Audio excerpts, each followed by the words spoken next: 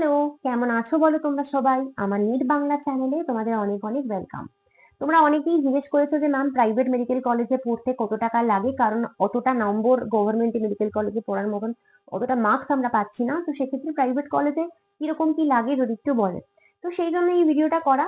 পশ্চিমবঙ্গের যতগুলো private medical college রয়েছে সেখানে কার কত ফি, তোমাকে তার ডিটেলস আমি এখানে দেখিয়ে দিচ্ছি। চলো দেখে নিই।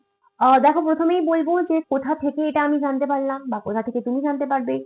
সেটা হলো যে West Bengal medical council committee তুমি যাবে, দেখতে পাচ্ছ যেখানে রয়েছে WBMCC, এই যে West Bengal medical council committee, এটাই তোমার যেতে হবে। কারণ এটা দেখানো জরুরি না, তো অনেকেই তুমি ভাবতে পারো যে না আপনি কি করে জানলেন এই সমস্ত। তো আমি কি করে জানলাম দেখি না, এই জায়গা থেকে জানলাম। তো এটাকে তুমি ক্লিক করবে, এটাই ক্লিক করলে হচ্ছে তুমি এই সাইটটা খুলে আসবে। এবার দেখো, এটা খুললে পরে আমরা প্রথমে ইউজি মেডিকেল এন্ড ডেন্টাল বা ইউজি মেডিকেল এন্ড ডেন্টালে গিয়ে তুমি ক্লিক করো। এটাই ক্লিক করলে দেখবে এটা নিচে গিয়ে রয়েছে এই যে fee structure for private college. এই ফি স্ট্রাকচার ফর প্রাইভেট কলেজে গিয়ে ক্লিক করবে। ফি স্ট্রাকচার ফর প্রাইভেট কলেজে ক্লিক করলেই এখানে তোমার এই ডকুমেন্টটা খুলে আসবে। তো এখান থেকে তোমাকে কিন্তু আইডিয়া পেতে হবে, এবং আমি তোমাকে বলে দিচ্ছি যে এখান থেকে তুমি কি করে কি বুঝবে সেটা তোমাকে আমি দেখিয়ে দিচ্ছি। দেখো, তো বেসিক্যালি এটা 2025-এর ফি স্ট্রাকচার, 2026-এ এটা চেঞ্জ হতেই পারে, কিন্তু তাও একটা মোটামুটি আইডিয়া তুমি এখান থেকে পেতে পারো। তো বিডিএস কলেজ প্রাইভেট, সেগুলো হচ্ছে ডেন্টাল। বিডিএস মানে ডেন্টাল, তোমরা জানো। সেরকম কিন্তু তিনটেই প্রাইভেট কলেজ ওয়েস্ট বেঙ্গলে রয়েছে। আর বাদ বাকি সমস্ত কিন্তু এমবিবিএস কলেজ। ঠিক আছে, এমবিবিএস কলেজ যেগুলো কিন্তু বেঙ্গলে রয়েছে, প্রাইভেট কলেজের কথা বলছি। এবার দেখো, তিনটে বিডিএস এখানে সিট কত করে তুমি দেখতে পাচ্ছ, এক একটা বিডিএস এ 100 করে সিট। এখানে তো কলেজগুলোর নাম রয়েছে, তুমি দেখতেই পাচ্ছ। আর এখানে এমবিবিএস কলেজগুলোতে 200, 200, 150 এরকম কোথায় কটা সিট রয়েছে এটা তুমি এখান থেকে দেখতে পাবে। এবার যেটা মেইন কথা সেটা হচ্ছে ফিজ। দেখো, ফিজ দুরকম ভাবে হয়, একটা স্টেট কোটার থ্রুতে, একটা ম্যানেজমেন্ট কোটার থ্রুতে। এটার মানে কি? দেখো, স্টেট কোটা মানে হচ্ছে তোমাকে অনেকটা মার্কস বেশি পেতে হবে, কিন্তু অনেকটা মার্কস তোমাকে বেশি পেতে হবে। সেক্ষেত্রে তোমার গভর্নমেন্ট কলেজে ধরো হলো না, ঠিক তার পরে পরেই কিন্তু নাম্বার তোমার থাকতে হবে, র্যাঙ্ক তোমার থাকতে হবে, তাই তুমি স্টেট কোটায় ঢুকতে পারো। আর ম্যানেজমেন্ট কোটা হচ্ছে তাদের যাদের নাম্বারটা অনেকটা কম পেলেও চলে। এবার দেখো, আমাকে আবার অনেকে বলে কি ম্যাম 50 পেয়েছি আমি কি পাবো, ম্যানেজমেন্ট কোটায় 60 পেয়েছি আমি কি পাবো।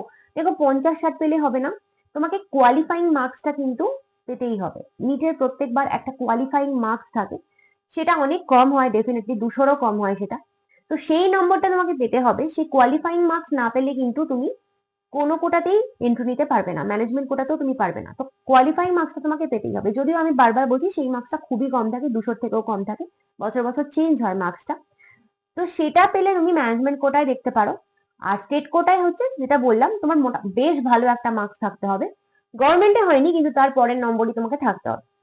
যে কারণে তুমি দেখো, হিউজ ডিফারেন্স কিন্তু ফিজে রয়েছে। যেমন আমি যদি হলদিয়ার ডেন্টাল কলেজ দেখি, দেখো তুমি এখানে 2 লাখ লাগছে এক ইয়ারে।